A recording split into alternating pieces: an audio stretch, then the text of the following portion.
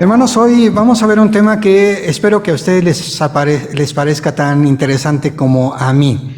Estudiar la palabra del Señor y encontrarnos con algunos cuentos que nosotros nos inventamos y que luego nos los creemos. Y cuando nos los creemos, literalmente hacemos que nuestra vida sea diferente, para bien o para mal. A mí me gustan mucho las historias, sobre todo las historias de vida. Hace algunas semanas veía una conferencia con esta actriz Carla Souza, donde platicaba un poco acerca de lo que había sido su vida dentro de esta búsqueda de ser una actriz profesional. Pero me llamó mucho la atención, hermanos, un comentario que ella hizo. Ella habló acerca de la educación que había recibido de su padre y decía: yo tengo muy presente desde niña que cuando mi papá quería decirme algo que yo tenía que corregir, lo que hacía era contarme historias. Y a través de las historias yo entendía que había cosas que tenía que modificar en mi vida. Todos nosotros, hermanos, crecimos con historias que nos ayudaron a comprender el mundo, a entender lo que Dios piensa acerca de este planeta, de la vida, de nosotros. Y seguramente que ustedes, como un servidor, hermano, tiene presente aquellas historias de la Biblia sobre el gigante Goliat y David que se enfrentó a él con valor para derrotarlo en el nombre del Señor, u otras historias como Daniel y sus amigos que fueron capaces de armarse de valor y enfrentarse aún al propio rey cuando estaban de por medio el afianzar su fe y ser fiel a las convicciones que ellos tenían como siervos de Dios. Todas estas historias, hermanos, nos enseñaron poco a poco de qué se trata la vida y de cuáles son los valores que nosotros deberíamos tener y también transmitir a nuestros hijos. Pero también, hermanos, como contraste, hemos encontrado muchas historias, algunas muy breves, algunas largas, algunas tan breves como una sola expresión, que son historias que están en el otro lado, en el extremo opuesto. Historias que en lugar de levantarnos, nos acaban, nos destruyen. Son historias, son relatos que nosotros mismos nos repetimos una y otra vez cuando estamos a punto de enfrentar algún desafío, y esas historias solo vienen a convencernos de que no podemos, de que sería mejor darnos por derrotado. Hoy quisiera hablar, hermanos, acerca de estos cuentos que nosotros nos contamos y para esto tomar como base la escritura en Gálatas capítulo 6. Y al estar hablando acerca de estos cuentos, de estos relatos que nosotros tenemos con nosotros mismos, ir viendo en la palabra de Dios qué es lo que Dios dice acerca de estas cosas que nosotros pensamos. Así que iniciamos, hermanos, los cuentos que te cuentas en esta serie de Padres Sabios. La primera cosa, hermanos, que nosotros podríamos decir acerca de estos cuentos es uno, el cuento que tiene que hablar acerca de mi importancia en el mundo. Estoy muy ocupado, Señor. Estoy muy ocupado. Quizá, hermanos, en más de una ocasión usted se ha sentido así, que tiene tantas cosas que hacer, que cuando Dios le pide algo, usted dice: ahorita no, Señor, dame un poco de tiempo. Sí, cuenta conmigo, pero dame un poco de tiempo. Cuando hace muchos años cantábamos el canto de una mañana o las etapas de la vida y entonábamos este canto, nos referíamos a cuando el Señor viene en nuestra niñez, quiere entrar en nuestro corazón, hacernos personas diferentes, y los niños, los adolescentes dicen: pero todavía no, Señor, esto es para gente más grande, espérame. Y el Señor se va. Y más adelante, en nuestra madurez, el Señor puede venir a hablar con nosotros y le decimos: Señor, pero si apenas estoy entrando en lo que significa la vida, estoy enamorado, tengo hijos, aguántame un poco, Señor. Y nosotros repetimos una vez y otra vez esta historia: estoy tan ocupado, Señor, discúlpame. La Biblia, hermanos, nos cuenta acerca de que en una ocasión el Señor quiso organizó una fiesta y mandó a sus siervos para que fueran a buscar a sus amigos, a la gente, y le decían: vengan, ha organizado nuestro Señor una fiesta.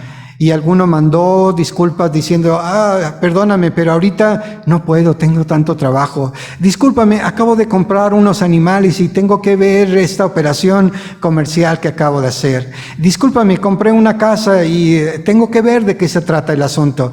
Me acabo de casar, ahorita no puedo atender esta invitación. No tengo tiempo, Señor. Y el Señor, enojado, dice que no los volvió a invitar.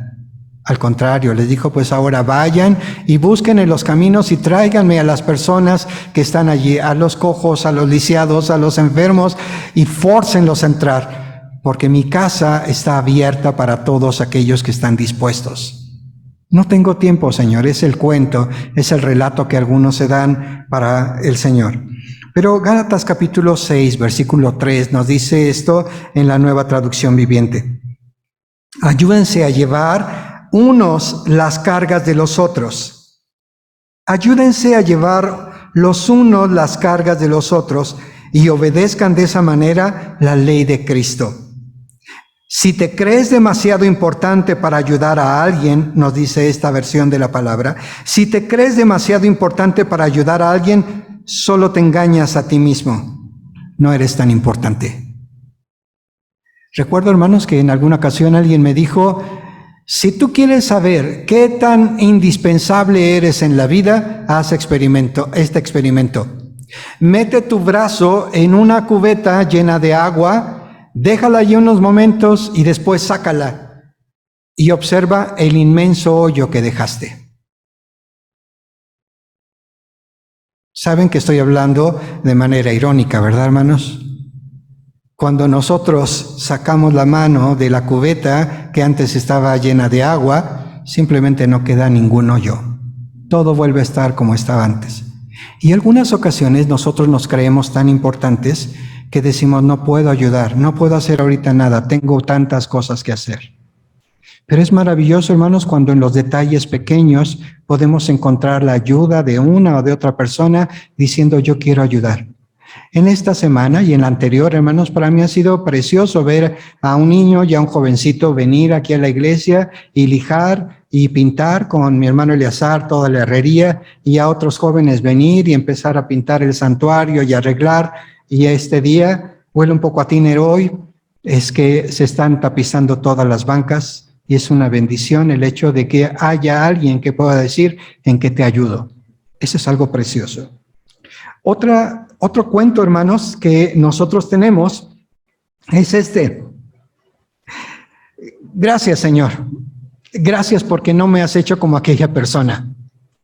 Algunas ocasiones, hermanos, nosotros llegamos a pensar que nosotros somos mejores que tal o cual persona simplemente porque hemos tenido otra clase de vida. ¿Se acuerdan de aquel fariseo que estando en el templo oraba y decía, Señor, te doy gracias porque yo no soy como este publicano pecador? Tú me has libertado desde que yo era niño y me has traído a tu camino y no he cometido todas las faltas que este hombre ha hecho. Ese cuento, hermanos, de creer que nosotros somos mejores porque no hemos tenido la desgracia de haber pasado por el sufrimiento de otras personas, es un cuento inútil, una mentira y algo que está en contra de lo que el Señor establece. Dice la palabra del Señor en Gálatas 6:4. Presta mucha atención a tu propio trabajo, porque entonces obtendrás la satisfacción de haber hecho bien tu labor y no tendrás que compararte con nadie. Un cuento muy recurrente, hermanos, es caer en el asunto de la comparación con otros y decir que nos va mejor que a otros porque tenemos tal o cual bien, porque el carro está mejor que el que tiene el hermano, porque la casita está más bonita, o porque tenemos un mejor trabajo o mejores hijos, o porque nos va a nosotros bien o tenemos una buena voz o mil y una cosas. Pero el Señor nos habla en este versículo acerca de no tenemos que entrar en este asunto de comparación, porque la comparación siempre se traduce en pérdida. Si tú te comparas con alguna persona y resulta que esa persona tiene más que tú, lo que va a ocurrir en tu propia autoestima es que te vas a sentir menos que aquella persona. Y si resulta que al compararte con aquel otro, resulta que tú estás más arriba en cualquiera de las áreas donde te estás comparando, vas a perder porque te vas a llenar de altivez, de vanagloria, de una situación de orgullo, y el Señor te va a decir que Él te va a mirar de lejos. Así que la comparación, en todos sentidos, es una situación de pérdida, es algo inútil. Pero es algo que es el cuento que mucha gente tiene de manera continua, el empezar a compararse con otras personas. Otro cuento, hermanos, es el cuento acerca del dinero. Es mi dinero. Ellos no lo necesitan. Si no tienen, es porque no saben cuidarlo. Lo que yo tengo es mío. Y este es otro cuento de los más terribles, porque cuando se llega al extremo de valorar el dinero, lo único que estamos haciendo es rendirle pleitesía y nos volvemos idólatras de ese Dios que en la Biblia está registrado como Mamón, el Dios de la riqueza. Y Dios nos dice, no es así. Ninguna de las cosas que tú tienes la has recibido por ti mismo. Todo ha venido como un don que viene de lo alto. Todas las cosas vienen de lo alto. ¿Por qué nos referimos, hermanos, a este cuento del dinero, a esta narrativa, a este relato que nosotros hacemos del dinero? Porque el libro de Gálatas nos habla exactamente acerca de esto y del menosprecio que tenemos para aquellos que sirven al Señor. Nos dice la palabra de Dios en el versículo 6. Los que reciben enseñanza de la palabra de Dios, escúchelo, hermano. Los que reciben enseñanza de la palabra de Dios deberían proveer a las necesidades de sus maestros, compartiendo todas las cosas buenas con ellos. Los que reciben enseñanza de la palabra de Dios deberían proveer a las necesidades de sus maestros, compartiendo todas las cosas buenas con ellos. Gálatas 6:6. Alguien podrá decir dentro de este cuento, es mi dinero, ellos no lo necesitan, Dios les suple. Y te quiero decir que tienes toda la razón. Dios suple a todos aquellos que le sirven con amor. Dios suple a todos los testigos suyos que están predicando su palabra en las calles o en las casas o en el templo como maestros, como instructores, como evangelistas. Dios suple a todos sus hijos, a todos sus siervos. Y efectivamente también Dios no necesita nada de ti. Si tú consideras que el dinero que le vas a dar a Dios no lo necesita, yo te digo, estás totalmente en la razón. No lo necesita. Dios no necesita nada de ti ni de mí. Pero cuando la palabra de Dios nos habla acerca de honrar al Señor con lo mejor que nosotros tenemos, no lo dice porque Él vaya a recibir algún beneficio. Lo dice, y perdón la expresión, lo dice por nosotros que somos tan tontos de creer que las cosas nos pertenecen. Cuando la palabra de Dios nos da algún consejo acerca de traer delante de Él los diezmos, las ofrendas, como en este caso leímos la ayuda para aquellos que están sirviendo al Señor, no lo está diciendo porque Él necesite algo o porque Él no pueda cuidar a sus hijos. Él los cuida perfectamente. Él nos cuida y nos da sobreabundancia. Lo está diciendo porque quiere bendecirte. Cuando tú sueltas el dinero y se lo entregas al Señor, lo que Dios hace es traer bendición sobre tu vida. Así que el propósito de estos mandamientos tiene que ver con la bendición que Dios va a traer sobre tu vida, pero también para liberarte de esa ansiedad, de esa carga de estar buscando continuamente el dinero. Dios lo hace totalmente por ti. Hace unos días compartía un testimonio de una enseñanza que yo recibí de un maestro de la India. Este maestro trabajaba en Dubái. Él estaba a cargo de la dirección de 4 empresas en Dubái. Era un hombre muy inteligente, pero muy sencillo. Recuerdo que cuando lo conocí, él andaba con unas bermudas y con unas chanclas de cuero. Cuando lo vi pensé, él debe ser tal vez el ayudante de alguno de estos maestros que yo estoy conociendo acá, y me sorprendió cuando ya lo vi en otro traje, vestido, dándonos clase y hablando acerca de la libertad financiera. Cuando él estaba hablando acerca de este tema, él nos dijo al grupo de 24 estudiantes que estábamos ahí, él nos dijo, ustedes deben aprender a darle a Dios hasta que les duela. Yo me sorprendí por el comentario. Cuando terminó la clase me acerqué a él y le dije, profesor Koshi, yo no entendí. ¿A qué se refiere con esto de darle a Dios hasta que nos duela? No lo entiendo. Yo he tratado de darle siempre a Dios con alegría en mi corazón de lo que Él me ha dado, y yo he hallado que es toda una bendición el poderle darle a Dios, no el diezmo, sino darle más a Él para que su obra corra y mucha gente le conozca. Y entonces el profesor Koshi me dijo estas palabras. ¿Sabes, Rubén? Hay muchos cristianos a los que verdaderamente les duele meter la mano en el bolsillo para darle algo al Señor. Les duele. Y a esos cristianos yo les diría, aunque te duela, dale al Señor, porque ahí está la bendición que Dios quiere darte. Pero también me hizo otro comentario que me pareció de lo más interesante. Me dijo, en el mundo, la mayoría de las personas está preocupada por poner su dinero en la bolsa o en otras inversiones, lo meten a plazo fijo, a rédito, tratando de obtener un rendimiento. En el mejor de los casos, obtienen un rendimiento del 5 al 7% anual, al año. Es decir, tú metes 1,000 pesos y al final de un año, si lo metiste al banco, a la bolsa o alguna inversión, puedes tener 1,000 pesos más 7 pesos. En el caso de México, si tú metes 1,000 pesos a un fondo de inversión, vas al banco y metes 1,000 pesos, te van a dar algo así como 4 pesos.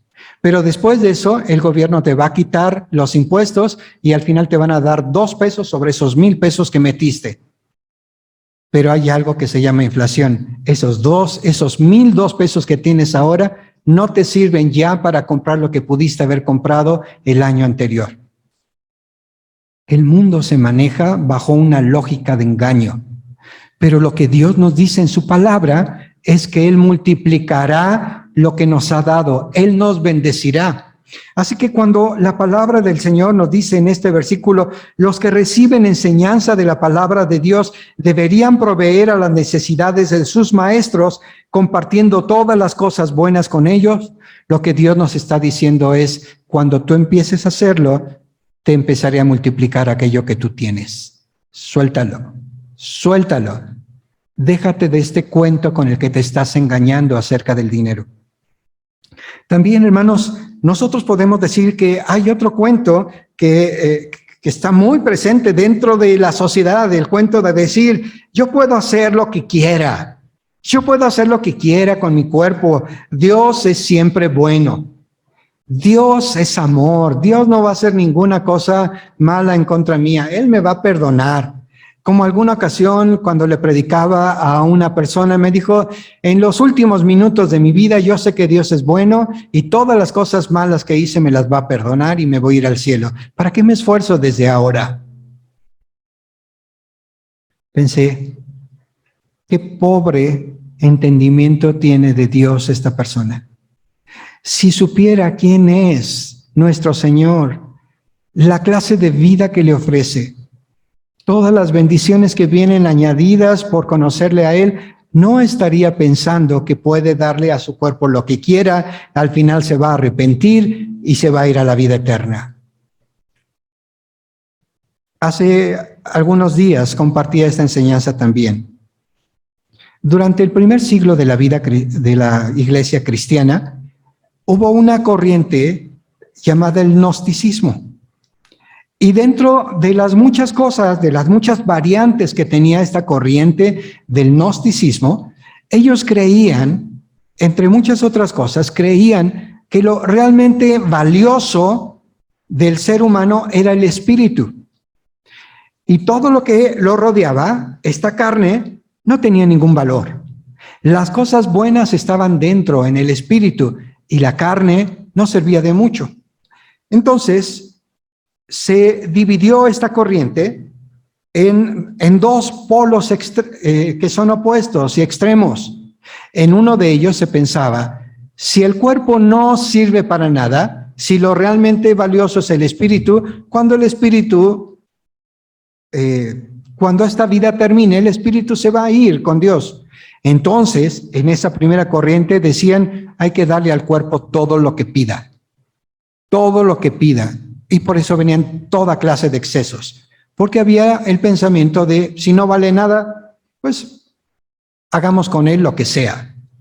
Y en el otro extremo estaba justamente aquellos que decían, el espíritu es más fuerte, entonces hay que doblegar a la carne, hay que doblegar al cuerpo. Y lo maltrataban, lo golpeaban, lo humillaban, lo sajaban, hacían ayunos, no dormían durante días y días, apenas media hora, una hora, porque el propósito era maltratar al cuerpo. Ni una cosa ni otra está dentro de la voluntad de Dios. Nos hizo con este cuerpo, esta alma, este espíritu que está dentro de nosotros, esta mente, esta voluntad, para que todo junto pudiéramos adorar al Señor. Así que sobre este cuento de puedo hacer lo que yo quiera porque Dios me va a perdonar, el Señor nos da esta respuesta en el versículo 7 de Gálatas 6. No se dejen engañar. No se dejen engañar. Nadie puede burlarse de la justicia de Dios. Si nosotros decimos, este cuerpo no importa, haré con él lo que sea y al final Dios me va a perdonar, Dios nos advierte, no te confíes en eso. No te vas a burlar. No puedes burlarte de la justicia de Dios. Y otro cuento, hermanos, que se daba relacionado con eso y que nos habla muy bien el libro de Gálatas, ya desde el principio, pero enfatizado en este capítulo 5 y 6, cuando habla acerca de este asunto de tratar de conquistar la eternidad a base de la religión. Cuando el apóstol Pablo está escribiendo el libro de las Gálatas, él se refiere en el capítulo 1 diciéndole a la gente, si alguno trata de enseñarles otro evangelio diferente al que yo les he enseñado, por el poder del Espíritu Santo, bajo la dirección del Espíritu Santo, si alguien viene y les dice otro evangelio diferente, yo les digo, consideren a esa persona como maldito. Nadie puede enseñar otro evangelio que el que Cristo Jesús nos enseñó. Cuando el Señor Jesucristo les enseñó a sus discípulos, que también eran judíos, igual que él, el Señor Jesús era judío, y sus discípulos también, él en ningún momento les enseñó el asunto de guardar los ritos que tenían los judíos. Pero cuando se fueron convirtiendo algunos otros judíos, querían que los nuevos cristianos adoptaran la religión judía y adoptaran todos sus rituales, entre ellos la circuncisión, que es la operación que se les hacía a los niños de 8 años para ser consagrados o destinados para ser como parte del pueblo judío. Y cuando la gente se fue convirtiendo, había algunos judaizantes que querían que los cristianos siguieran todos los mandamientos de la ley, incluso también este rito de la circuncisión. Y el apóstol Pablo tiene que escribirles para decirles, no, por favor, esto no es así. Nosotros somos salvos por gracia. No tenemos que seguir los rituales de una religión. Nosotros hemos creído en nuestro Señor Jesucristo y por gracia nosotros somos salvos. Así que dentro de estos extremos había algunos que se iban por el asunto de maltratar al cuerpo y de andar en la religión extrema. Y del otro lado había los que querían vivir en un libertinaje total, dándole al cuerpo lo que el cuerpo quisiera. Pero para ellos, el Señor, hablando a través de otro de sus siervos, escribe estas palabras. Horrenda cosa es caer en las manos de un Dios vivo. Nosotros no nos podemos burlar de Dios. No podemos llevar la clase de vida que querramos y después decir, al fin Dios me va a perdonar. Ciertamente, todos los que predicamos tendríamos que bajar nuestra cabeza delante del Señor y decir, yo también me he equivocado muchas veces. Pero la gran diferencia, hermanos, es que los que tenemos a Cristo no queremos pecar voluntariamente. Los que tenemos a Cristo queremos conservar nuestra vida y que sea agradable delante de Él. Fallaremos, sí, inevitablemente, en más de una ocasión. Y con fe podemos acercarnos al Señor para pedir perdón. Pero nuestro anhelo es buscar y servir a nuestro Dios. Ok, ¿qué otro cuento tenemos, hermanos, en este capítulo 6 de Gálatas? Los cuentos sobre el servicio desinteresado a Dios. Y ponemos desinteresado entre comillas para decir que estamos hablando con ironía. Hay algunas personas que sirven a Dios desinteresadamente, pero el cuento que tienen es que lo que ellos buscan justamente es tener el poder que ustedes tienen. Así tal y como la palabra de Dios nos habla en el libro de Hechos acerca de un mago que fue con Pedro y le pidió que le diera el don del Espíritu Santo como ellos lo tenían, porque él quería tener ese poder de poner las manos sobre la gente y que aquellas personas pudieran hablar en otras lenguas y ser llenos del Espíritu Santo. Este hombre quería tener el poder de Dios, pero su interés no era otro más que el ser levantado él y a través de todos los engaños que había tenido antes, poder sumar que era un engaño que podría ser extraordinario a los ojos de las personas.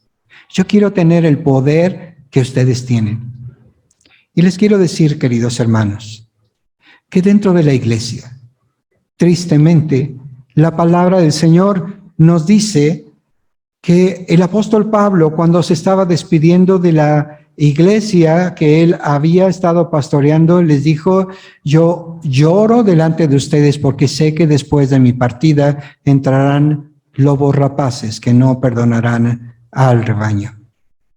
Y tristemente tendríamos que decir que dentro de la iglesia también hay muchos que solamente están buscando una posición de reconocimiento o que tienen una misericordia, entre comillas, aparente, porque lo que están buscando justamente es el beneficio económico de las ovejas, de aquellos que buscan sinceramente al Señor.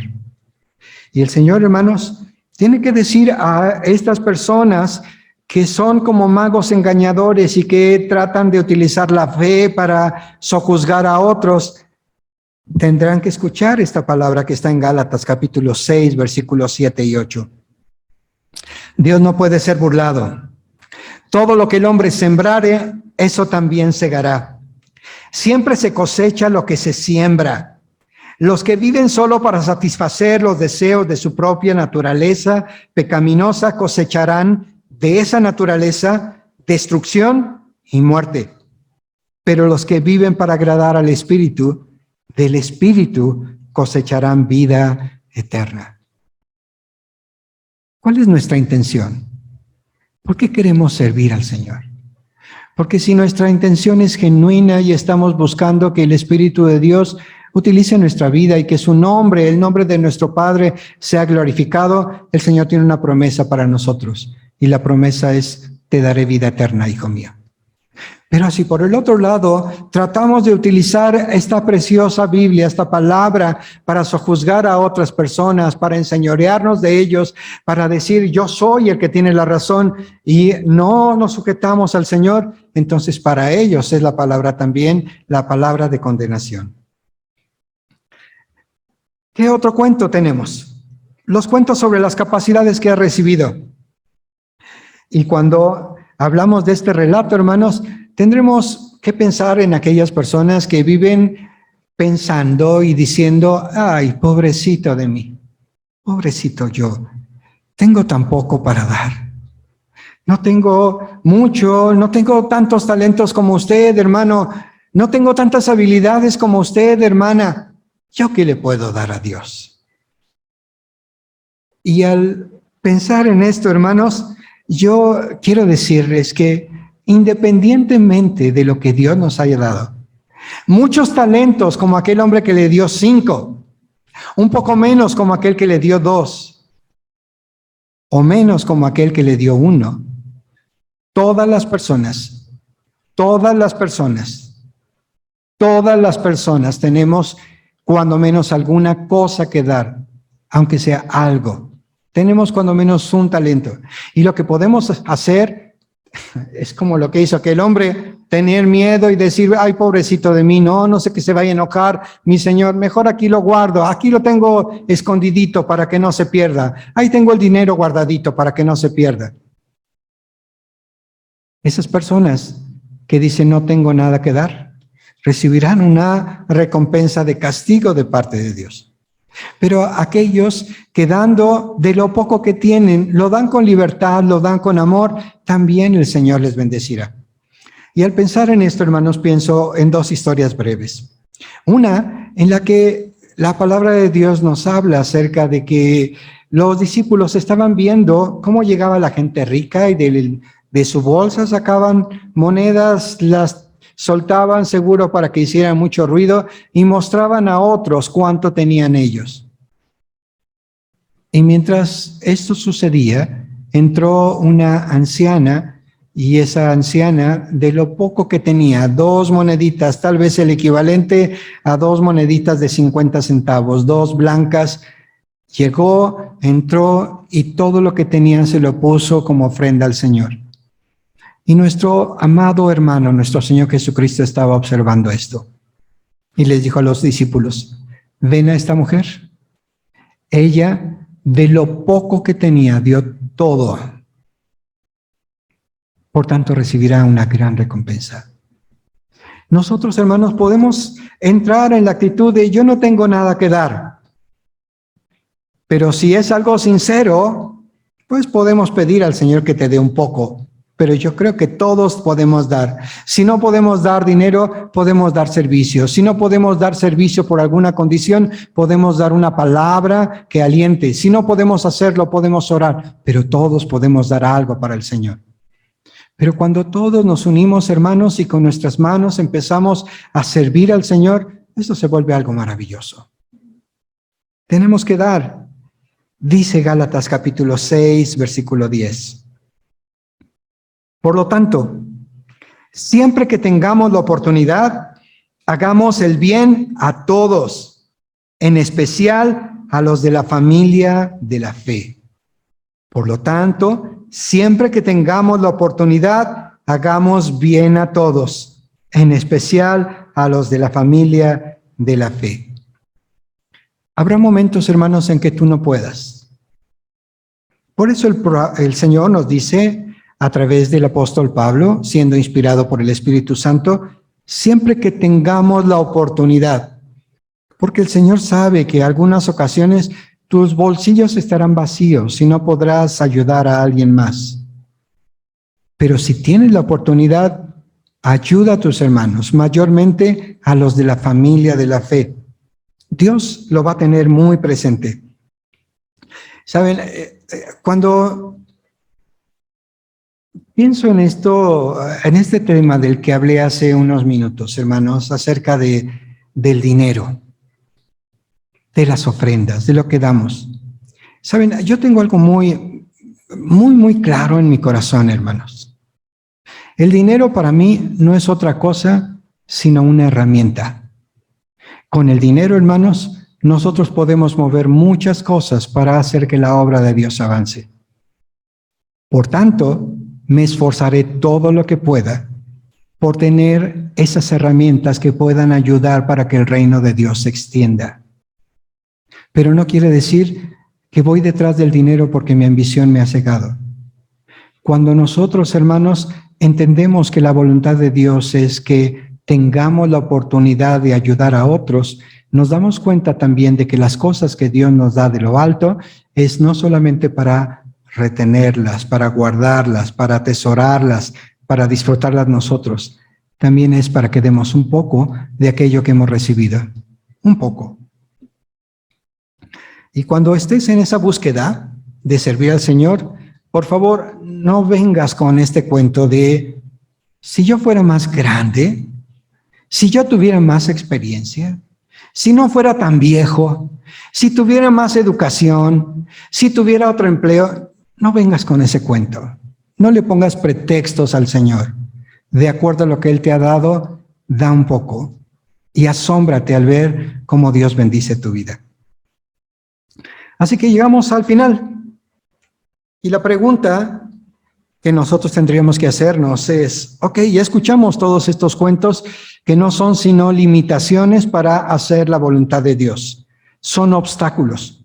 Esos cuentos son mentiras del diablo para no hacer la voluntad de Dios. Esos son los cuentos que muchas veces nos contamos y que no son otra cosa sino mentiras. Ok, la pregunta sería, ¿cómo nos libramos de las consecuencias de esos cuentos que nos hemos dicho durante tanto tiempo? ¿Cómo nos libramos de esas verdades que nosotros nos hemos dicho? ¿Saben, hermanos?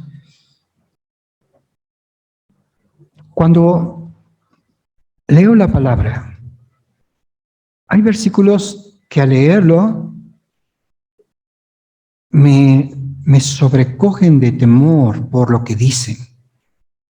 Uno de estos versículos es aquel que dice, el que paga mal por bien, el mal nunca se apartará de su casa. El que paga mal por un bien, el mal nunca se apartará de su casa.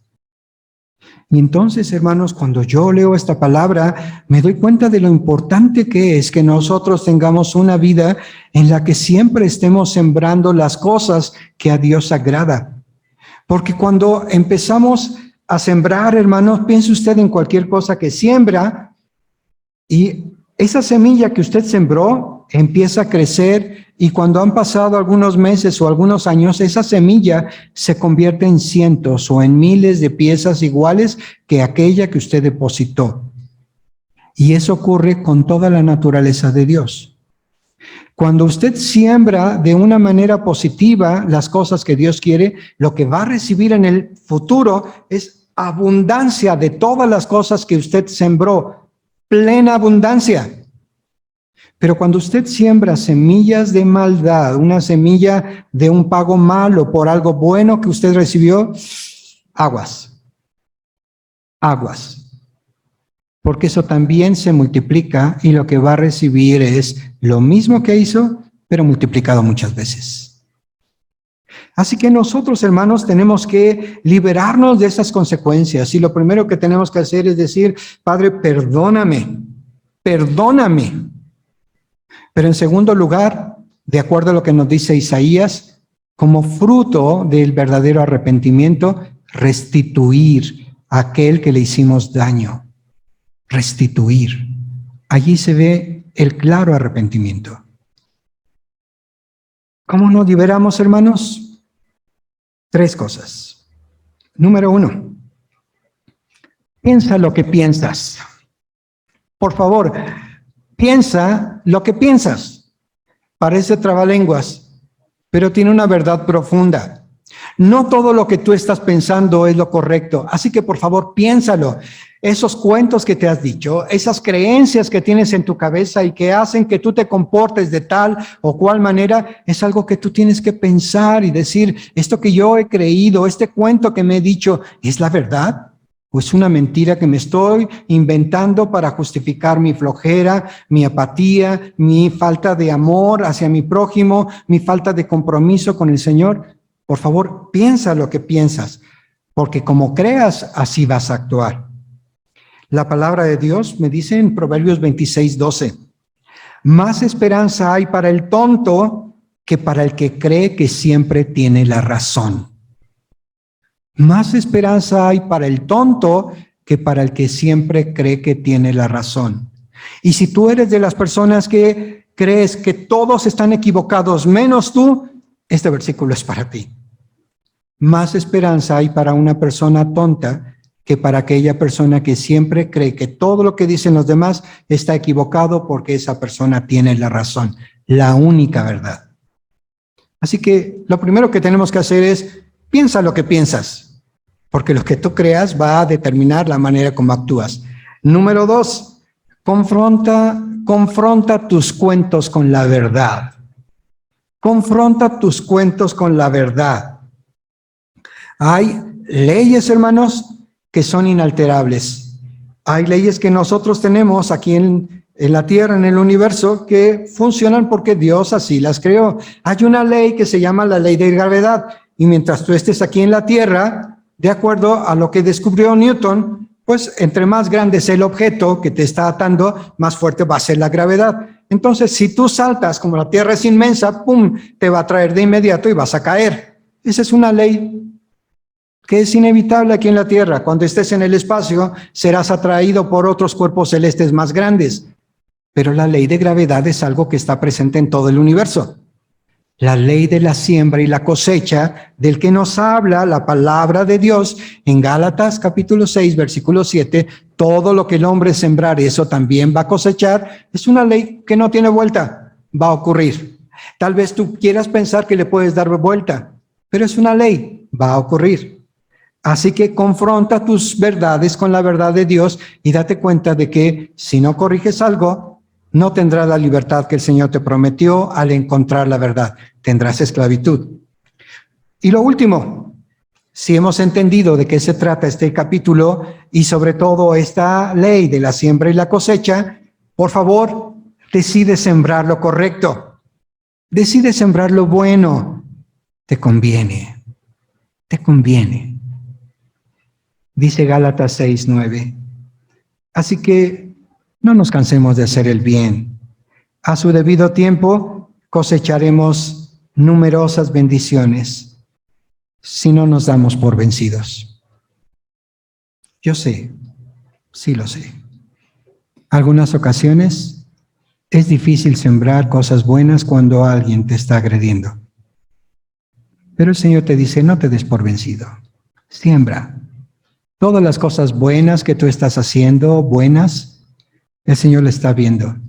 Y Él es fiel, Él es justo, y Él no va a olvidar ninguna de las cosas que haces por amor a Él y a las personas que están cerca de ti. Así que, siembra lo bueno.